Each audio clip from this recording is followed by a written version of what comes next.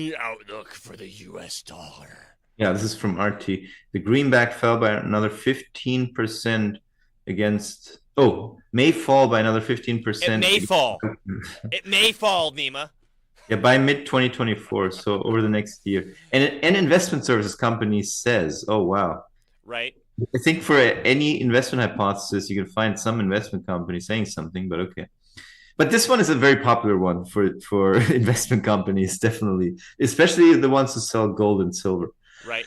Despite the fact the dollar, I mean, sorry to interrupt you, like after the whole Ukraine war started and all the predictions of the dollar deflating because Russia was going on the gold standard and was taking more control over everything, what happened? The dollar went up significantly. That was a classic, yeah. Yeah. I actually still have that here. Oh yeah. Please let's reread this. This is we did. If you didn't know, we did a show specifically on this Gab post from this Neon Revolt guy. Go ahead and read it, Niba. So this was from March 2022, so about a little more than a year ago, right after the war began. I don't think people realized what just happened over the past few days, so I'm going to try to explain what I'm seeing. The Russian central bank pegged 1 gram of gold to 5,000 rubles. I don't know if we want to read through all of Yeah, this yeah, stuff. yeah, yeah. Yeah, okay. Because now we can see how his prediction turned out a fucking year later. How it's funny, yeah. Yeah. So pegged 1 gram of gold to 5,000 rubles, which never happened as far as I'm aware. Or the central bank announced that they will pay 1 gram of gold at 5,000 rubles. Sorry, they will buy a gram of gold for 5,000 rubles, right? Which was about $50 at the time. I don't what's But a gram of gold worth roughly. well, but I think at the time, a gram of gold was worth more than that. Right, that's what I It's, remember discussing. Yes. right. So the central bank basically just announced, okay, if the gold price dips below this level, we're going to buy more. At the same time, Putin made it so that Russian gas and oil can only be purchased in rubles, meaning Putin basically just pegged Russian oil and gas to gold. No, it doesn't mean that. Using paper rubles as a proxy. Now, and then hold on, wait a minute here. Again, if what I said was true, or if Peter Zayon said was true about the fact that Russia just paid or accepted yuan for oil, well then no. Putin did not make it so that Russian gas and oil can only be purchased in rubles. But they did do make some changes here, if I remember correctly. They did they did impose some requirements on the buyer countries that they should pay in a ruble. And I think Hungary actually did pay in rubles. I don't know about other countries. But yeah, they did such a thing. But so what? It does not amount to pegging the ruble to gold. Meaning Europe will need to buy the rubles from Putin in gold in order to buy gas and oil, or they will have to buy directly in gold, which means there will soon be a lot more demand for Okay, rubles. hold on, but let's look at you were doing it anyway. Let's look at how the demand for rubles has played out in the last year So we have 80 rubles per per dollar dollar. today. Let's see how this has gone over the past year, right? So, oh, maybe a little more. Let's go here. Yeah, click that X so I could see what's. So, right after he made this post, it dropped precipitously. Well, so this post was March 2022, okay? So, by the way, if this goes down, this means the ruble is going up, Okay. okay? So when he wrote it, the ruble was already on the way up, okay? It was going from 83 to 72 rubles per dollar. And then what did it max out at there? It then maxed out at 52 rubles per Okay, so, dollar. I mean that's significant. Yeah. So for a brief moment, he was right there. And we also talked about this at the time that, yeah, maybe that did help the ruble a little bit.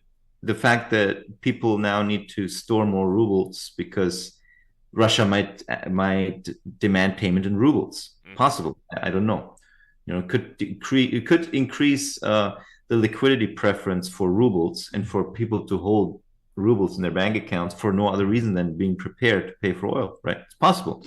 So it went down to 52, and then that was it. From June 22 onwards to the day, it went right back. It went back to where it was. Yeah, it went actually above where it had been for most of the time prior to the war with the Ukraine.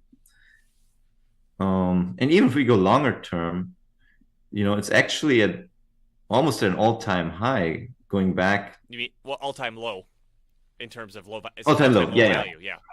Going back 20 years or more, the ruble is now almost back at an all-time low. So, not exactly. He said, okay, we'll get there. Currently, the forex rate for rubles to dollars is about 100 to 1. That's a far cry from 80. No, yeah, so maybe he ballparked poorly. I don't know. But with 5,000 rubles now equaling 1 gram of gold and oil being priced directly in gold, which didn't happen, you're going to see a massive price disruption in these forex markets in terms of how much gold a dollar can actually still buy. Foreign countries holding. Wait. Do we need to look up how the price of gold compared to the dollar happened? Yes, it has gone up a little bit. So, but I thought his prediction was it was going to go down. Oh no, I guess if the price of gold goes up, that means the dollar, in quotes, gets weaker. I mean, right? The price of gold has fluctuated quite a bit. So over that same time period, gold has kind of. Oh, we have here March 22. Now, it's actually it first went down a little bit and it's now back up. So gold is doing pretty well right now. So it's near an all-time high now in dollars. Foreign countries, but with 5,000 rubles now equaling 1 gram of gold and oil being priced directly in gold, you're going to see a massive price disruption in forex markets in terms of how much gold a dollar can actually still buy. Yeah, the gold price has gone up a little bit. Boo-hoo. Yeah, but big deal. I wouldn't call it a massive price disruption. No. Very consistent with what we see. It gets better. Yeah. It gets better. Foreign countries holding our dollar debt notes in reserve will see less of a use for them and will want to start dumping them in order to get something more stable, something which holds its value. Basically, any currency pegged to gold will fit the bill, which means those countries like Japan, will be dumping their dollar debt as fast as they can. Oh, because that happens. That totally happened. They're not going to go down with the ship, and they will move into more stable currencies, like the ruble. Yeah, very Except stable. They didn't, because the ruble actually went down throughout most of the past year, which will have a deflationary effect on the ruble, making it more valuable over time. Nope, it's actually at an all-time low, which means Putin will be able to repeg the ruble to gold at whatever rate he wants down the line. It's 5,000 rubles today. Tomorrow it might be 500, and then 100, and then 10. And then I want to reiterate something I said the first time we did this, because there's this total naivete on what would happen if a country were to actually do this, right? If you're repegging the ruble to I should say fewer and fewer rubles to the same amount of gold, what that's saying is that someone who has rubles can now walk into Russia and get more gold for those rubles. Right? And so basically if Russia, in quotes, made this gold standard where and I mean, my understanding of a gold standard is if I come up with your currency, you got to give me gold. They would just be making it easier and easier for any given player to empty their entire gold reserves. Yeah. But by showing up with fewer and fewer rubles. I mean, it's just like fucking retarded that a country would try to do that. Yeah. Exactly. Yep. So anyway, I mean, just the ridiculousness of 5,000 rubles per gram today, tomorrow 500, 100, and then 10. So somehow by declaration, Russia is just going to change the global gold price. It's ridiculous. It also means all those excess dollars being dumped by foreign nations are about to come home and cause even worse hyperinflation. Like I just said, right? But again, The only way they can come home is if they buy something in the U.S. Selling it on the Forex doesn't make them come home. Right. If people buy stuff here, then the money comes back here and ends up in American bank accounts, and it'll boost our exports. It'll boost GDP. It could cost a little bit of inflation. It'll boost private sector net savings. It will do that. Yes. Yeah, so that aged is about as well as we thought it would when we did a show on that last year. So I just want to elaborate a little bit on my theory as to what causes currencies to go up and down. Sure. And at least a big part of it, I think, the the real inflation, the real interest rates. It's kind of similar to gold. Um, if let's say we take two hypothetical, let's say we take the US and Europe. Let's say their currencies are both 1 to 1 right now, and the US inflation rate is 4%, and the interest rate is 5%. And let's just say, for simplicity, the same is the case in Europe. Inflation is 4%, interest rate is 5%. Okay, then the real interest rate in both countries is 1%. Make sense so far? So far, so good. So, because inflation 5%, sorry, interest, I earn 5%, but my money is worth 4% less. So I've gained 1% in real terms over the year. So $100 over the course of a year, I get $105, but inflation was 4%, so it's really only 1% interest rate. Now, if the U.S. raises their interest rate to 5% and Europe does nothing, then if the U.S. raises their interest rate to 6% and Europe does nothing, then the real inflation in the US goes up to 2%, and in Europe it's still 1%. So now there's more demand for US dollars, and euros will move into US dollars because I have a higher rate of return. exactly, Yes. Okay. exactly.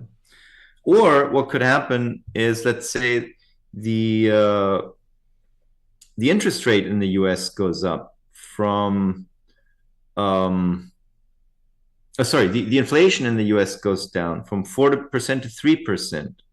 Okay, now once again we have a real inflation of 2%, which is better than 1% in Europe. So money will move over from Europe to the US. So this kind of stuff happens all the time, every ticker a second, on every market. And inflation numbers are announced every once in a while. And inflation expectations are constantly bet on by betting markets. So you can get kind of a sense for, if inflation goes up in one country way more than another country, and interest rates staying the same in both countries, then it's likely that the currency in the country with the higher inflation is going to come down in comparison to the currency in the country with the lower inflation. So it's kind of like the same with gold. We've actually presented empirical data for this, where the gold price does well when the real interest rates are low, because a lot of people buy gold when their bank account doesn't pay any money, Right. Versus if the bank account pays a lot of money, then there's more incentives to sell gold and put it back in the bank account. Anyway, going back to what these guys are writing. So, I mean, honestly, to be fair, this particular article that you sent me, it says gloomy outlook issued for the US dollar, but then here it says it may fall by 15%. Okay, I mean, that happens on occasion. These currencies fluctuate all the time. Big deal. In fact, the dollar has gone up. I mean, it has gone up so much against the euro, right? If we look at US dollar, euro, that it's entirely possible that it's going to go. Boy, it's not at USD. Entirely possible that it's going to come back down a little bit. I'm just pulling up US dollar, euro. So 1.09 right now. Man. When I was in Europe, it was totally the other way around. Yeah, well, when I was in when I came to the US in 2003, the euro was worth like $1.50 or so. Yeah. I bet that was And, great. and now it's like $1.09. So let's just see it 5 years. Okay, so um from 2020 in December 2020, it was $1.21 dollars for a euro, and then by October 2022, it was 98 cents for a euro. So the dollar has gained massively throughout 2022, 2021 against the euro. Even though the euro's come up a little bit, it's still significantly lower Yeah. than it was before. So then this was a drop of like 20% or so for the euro, and a gain for the dollar of about 20%, a little less than 20, maybe 15%. So they're basically just saying, okay, it could go back to where it was before. It's not really gloomy. It's just it's a fluctuation.